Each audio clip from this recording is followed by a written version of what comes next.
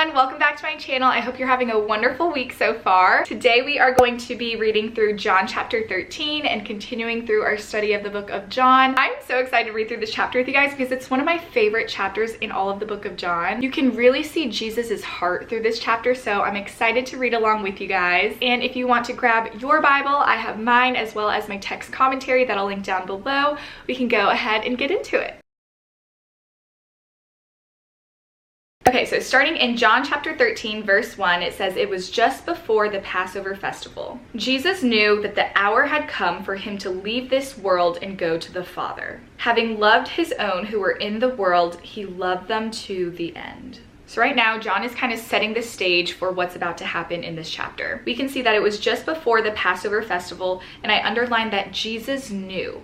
He knew that the hour had come. I also underlined the hour had come. So there's a specific time, there's an appointed time in God's will, in God's plan, for Jesus to leave this world and to go to the Father. So that is coming up soon. And I highlighted in pink because I love when it says, having loved his own. And I underlined loved, and I also underlined his own, because he's referring to his disciples and those that are his in this world that he deeply, deeply loved. It says he loved them to the end. So you can really feel the love that Jesus has for his disciples in this verse. And then verse 2, "The evening meal was in progress, and the devil had already prompted Judas, the son of Simon Iscariot, to betray Jesus." So this is kind of foreshadowing what is to come. Hint, Judas is going to betray Jesus. But one thing that stood out to me is I highlighted the devil had already prompted Judas. Because the devil can tempt us and prompt us to do things, but he actually has no control over us. We have to give him permission to actually carry out what he wants to do,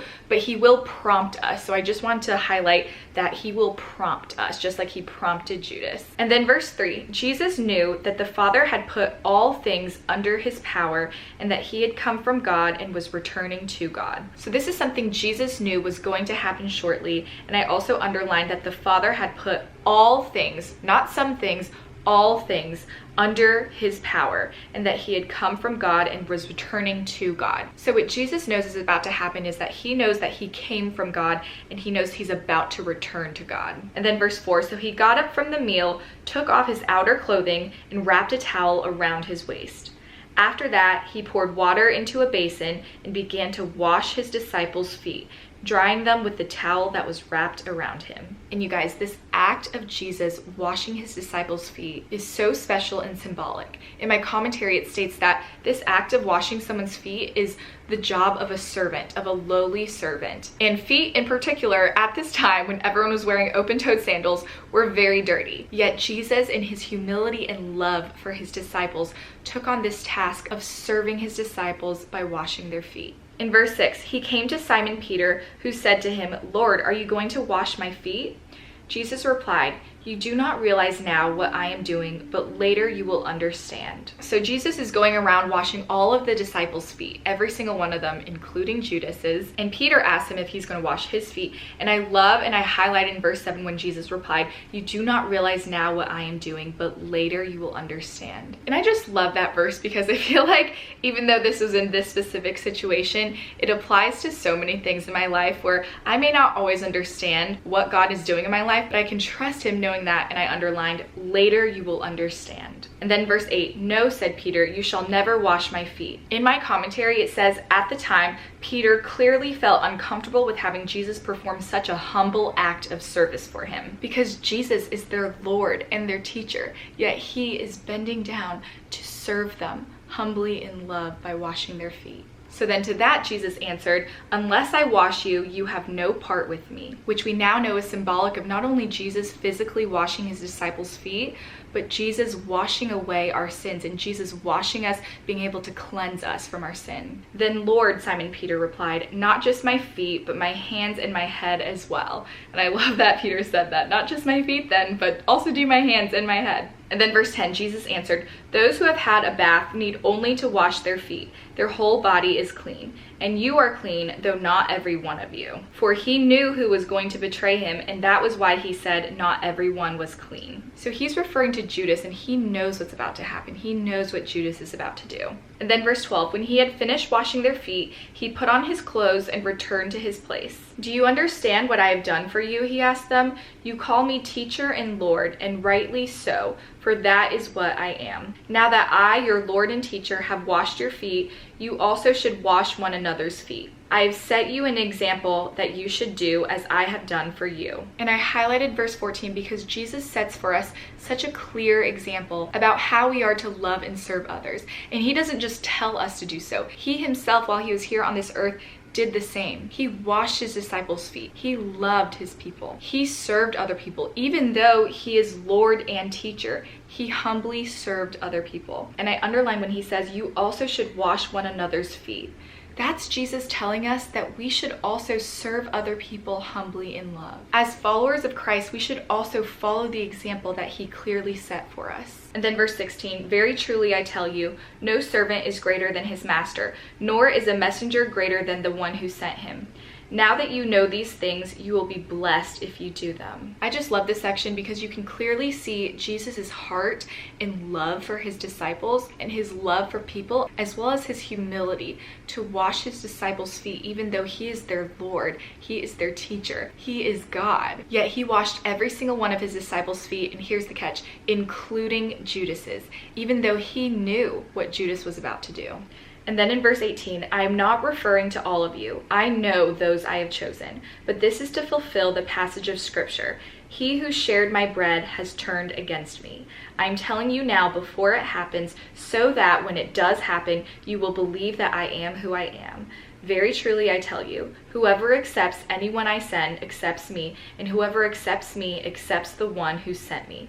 After he had said this, Jesus was troubled in spirit and testified, very truly I tell you, one of you is going to betray me. So quick stop here to highlight a few things. Jesus is foreshadowing to his disciples that one of them among them is going to betray him. In verse 18 and 19, he's referring to Judas when he says, he who shared my bread has turned against me. But he's telling his disciples before it happens so that when it does happen in verse 19, you will believe that I am who I am. And the second thing I wanted to call out is in verse 21 when it says, after he had said this, Jesus was troubled in spirit. This just goes to show Jesus' humanity. He is fully God, yes, but he was also fully human while here on this earth as well. It doesn't feel good when someone betrays you, especially someone that you considered a very close friend. And even though he knows Judas is going to betray him and he knows that that's part of the purpose and that's part of the plan, it still hurts him to be betrayed. It says Jesus was troubled in spirit at Judas's betrayal. And I just think it's such a good reminder that Jesus is God, but he was also fully human. He's able to feel all the range of emotions that we feel. This verse just truly shows Jesus' humanity. And then in verse 22, his disciples stared at one another, at a loss to know which of them he meant.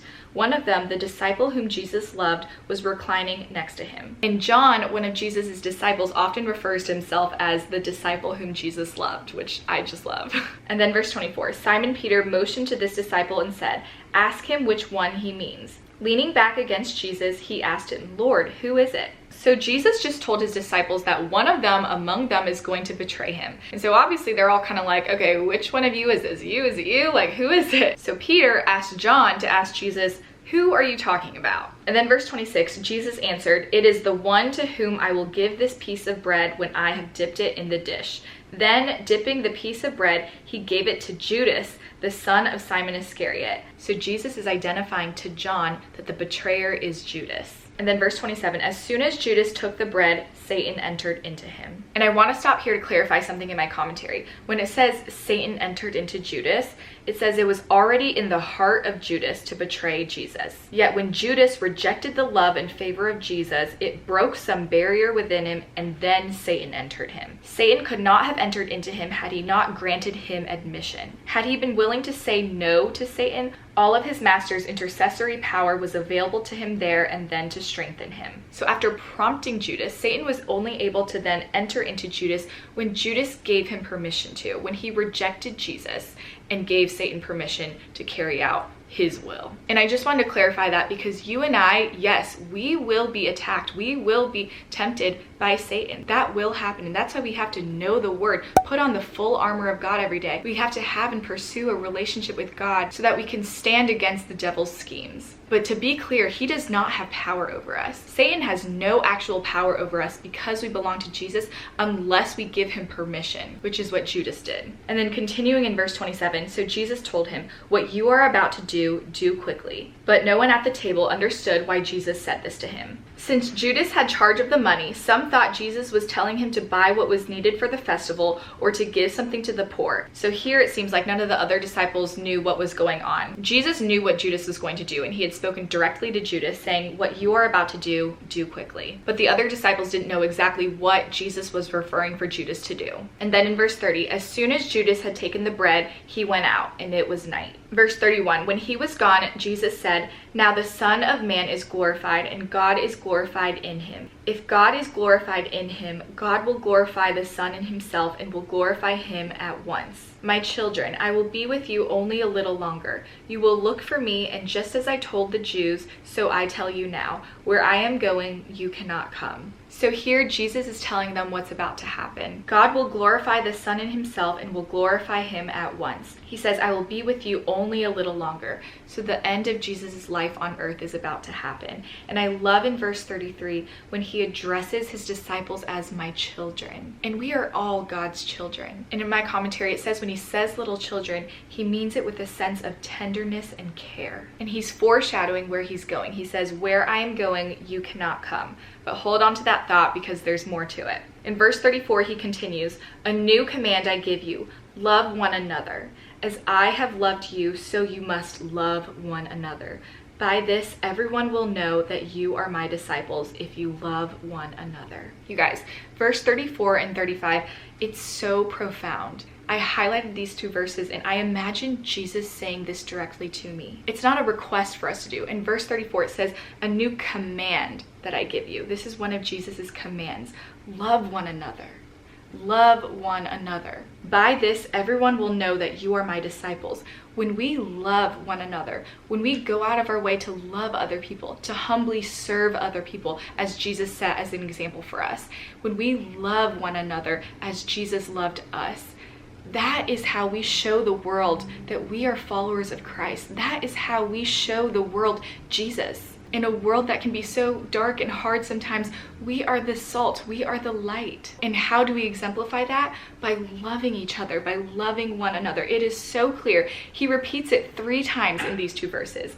Love one another. As I have loved you, so you must love one another. By this, everyone will know that you are my disciples if you love one another. That's how people will know. That's what will set us as Christians apart from the world. And this is one of my favorite verses because it's out of the love that Jesus gave us that we can then love other people. It says, "As I have loved you, so you must love one another." This is such an important command that Jesus gives us because it's how we will show the world Jesus, by loving one another. And then verse 36, Simon Peter asked him, "Lord, where are you going?"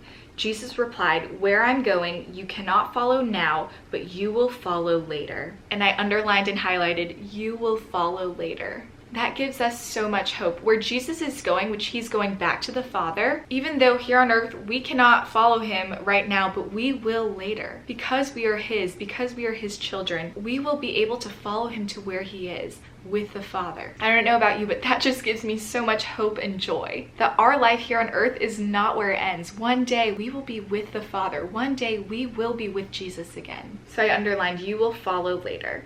And then verse 37, Peter asked, "Lord, why can't I follow you now? I will lay down my life for you." And I love Peter's passion in this verse because he's like, why can't I follow you? Because he doesn't know where Jesus is referring to just yet. And he goes, "I will lay down my life for you." And then verse 38, then Jesus answered, "Will you really lay down your life for me? Very truly I tell you, before the rooster crows, you will disown me 3 times. So Peter probably at this time is like, what are you talking about? I want to follow you. I will lay down my life for you. But Jesus knows that soon, before the rooster crows, Peter will actually disown him 3 times. And we'll see as we read on in the next chapter exactly how that happens. But just a hint, Jesus still loves Peter deeply. And even though Peter disowns him 3 times, he will redeem him. So that concludes John chapter 13, and gosh, I just love this chapter. My two main takeaways, and I'd love to know yours down below, is first just the way that Jesus tells us to love one another. When we love one another and that's his command, that's how people will know that we are Jesus's disciples. Our love for people, our love for one another should be what sets us apart as Christians. The way we love one another should be what makes us stand out. So I just love that reminder of his command in verse 34. As I have loved you, so you must love one another. By this, everyone will know that you are my disciples if you love one another. And the second key takeaway is just the example that Jesus set for us of serving one another humbly in love, washing each other's feet. It says in verse 14, now that I, your Lord and teacher, have washed your feet, you should also wash one another's feet. I have set you an example that you should do as I have done for you. Jesus served other people humbly in love, and that's what we should do as well, to take on that act of serving others, of washing their feet, including Judas's. He didn't skip over Judas's feet. He also washed Judas's feet, even though he knew he was going to betray him. And in that, just giving us an example to love our enemies as well. So those are my two key takeaways from this chapter. I'd love to know yours down below. Thank you guys so much for reading along with me. I love doing these with you, and John 13 was just such a good chapter. And the rest of John honestly gets so good as well. So I'm excited to continue to read through John with you guys. I hope you guys have a wonderful rest of your week, and I will see you all in my next video. Bye.